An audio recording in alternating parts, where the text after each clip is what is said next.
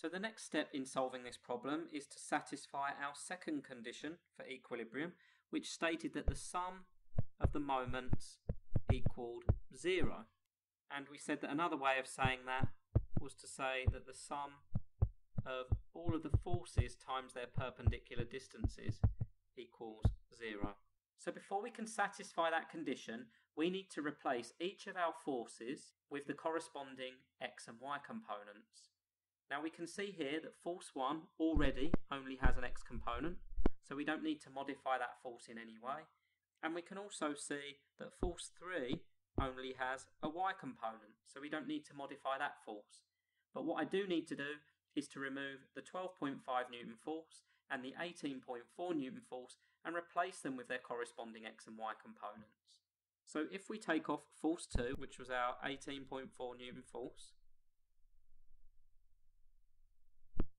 and instead we replace it with its x and y components, well, the x component of that force was 4.76 newtons in the positive direction,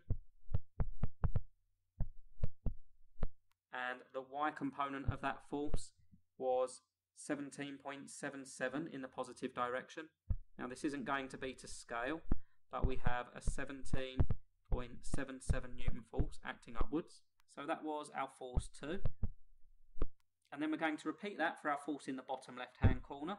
So we're going to remove the force, we're going to replace it with its corresponding x and y components. Well, the x component is negative, minus 11.33, so 11.33 in the negative direction. And the x component of that force is minus 5.28, or 5.28 acting downwards. Now that we've been through that process, we no longer need the x and y component information at the bottom of the page. So I'm going to remove that to give us more space. So all of the x and y component calculations at the bottom are now going to be removed. And we can now concentrate on calculating our resultant turning moment and our equilibrium turning moment. Now the way that we do that is we do the clockwise moments minus the anti-clockwise moments,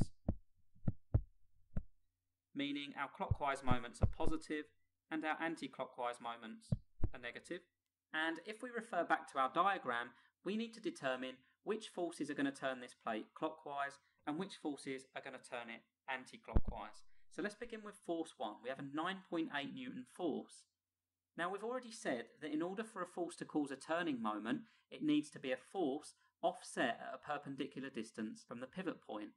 But in this question, our pivot is in the top left corner, and the line of action of the 9.8 Newton force runs through the pivot.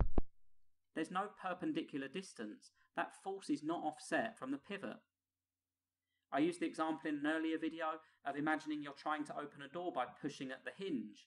Well, if you push at the hinge, the door isn't going to open because you're not creating a turning moment.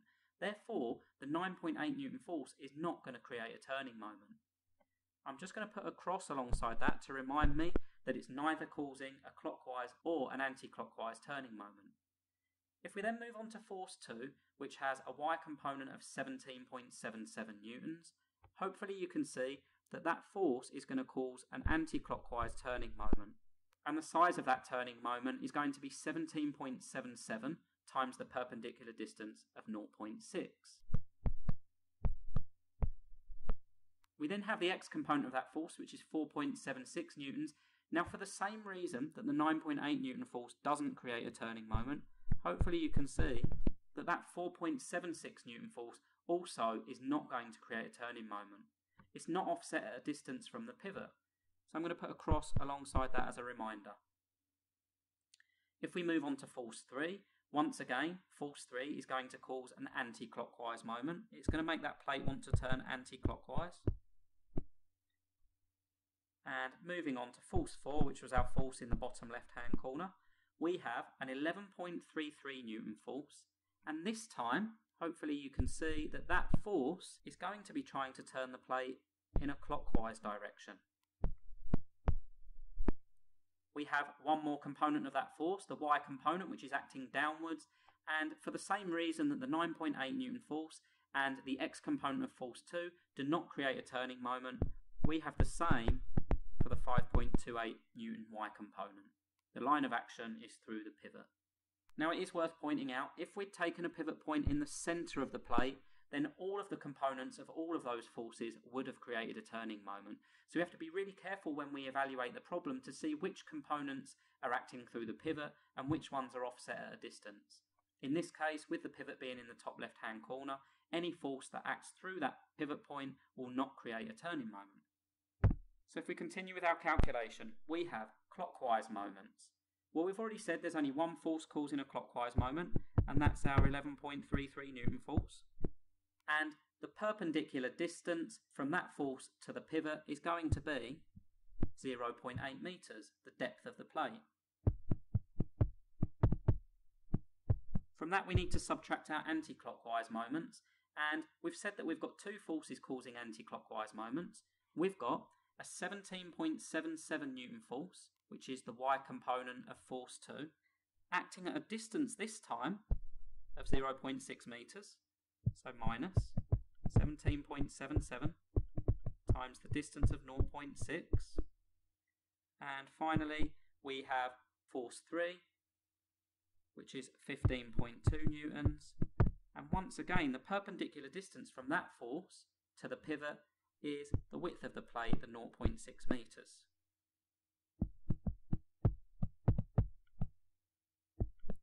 If we run all of that through our calculators, we will get the resultant turning moment, which is minus 10.72 Newton meters. The units are Newton meters because a moment is a force in newtons times a distance in meters. So let's just write our summary for the turning moments. We've got a resultant turning moment of 10.72 Newton meters in the negative direction, so anti-clockwise, meaning our equilibrium turning moment has the same magnitude, 10.72, but in the opposite direction or clockwise. Now earlier on we calculated our resultant force, which we found to be 32.17 newtons at a bearing of 120.6 degrees, which means our equilibrium also has a magnitude of 32.17 newtons, and its bearing will be 120.6 plus 180. Recall that the resultant and the equilibrium act in opposite directions to each other. So 120.6 plus 180 is 300.6 degrees. Now here's the new piece of theory. The resultant force and the equilibrium force will also have a line of action. And that line of action is going to be dependent on the turning moment. You see, if we have a resultant force of 32.17 newtons, but we have a resultant turning moment of 10.72 Newton meters, we've already said that a turning moment is a force times a distance. That means the line of action of the resultant force is going to act at a distance from the pivot. If we rearrange that equation by dividing each side by f, we get the distance to that line of action is the turning moment divided by the force, or in this case, the resultant turning moment divided by the resultant force. Let's calculate that distance and then we'll see what it means on our diagram. We have 10.72 divided by 32.17, giving us a distance from the pivot to the line of action of that force of 0.33 meters. So the perpendicular distance from the pivot to the line of action of our resultant force is 0.33 meters. And we can draw our resultant force on the diagram. The size of that force and the direction are governed by our summary line here. That's a 32.17 Newton force on a bearing of 120.6 degrees. Now the reason why I know that line of action is above the pivot as shown is because that resultant force causes an anti-clockwise moment. If we were to repeat that process for the equilibrium, we would still have 32.17 newtons. We would still have a resultant turning moment with a magnitude of 10.72. So we would still have a perpendicular distance of 0.33 meters. The difference is that our equilibrium force acts in the opposite direction to our resultant, and our equilibrium force causes a clockwise moment. Therefore, our equilibrium force on the diagram, and I'll add this in a different colour,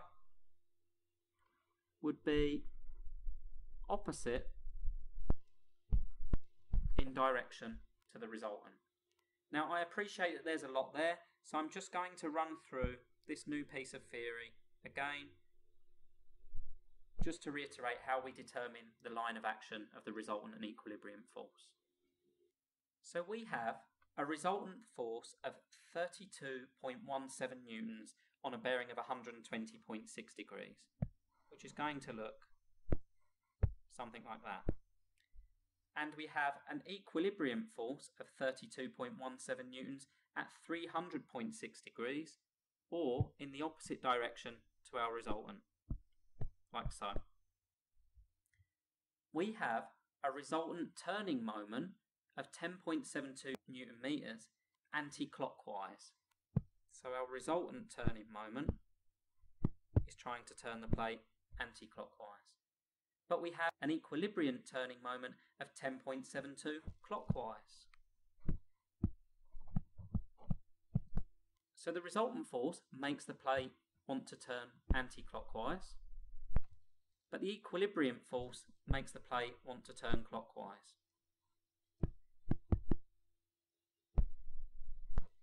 So already we know that the line of action of those forces has to be offset above the pivot point as shown. Then the resultant will make the plate want to turn anti-clockwise, and the equilibrium makes the plate want to turn clockwise. But we need to know that distance, and I'm going to call it x on my diagram.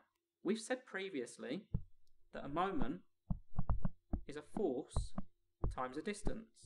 Making this relevant to our example, the resultant turning moment equals the resultant force, r, times the distance that I've just sketched on the diagram, x.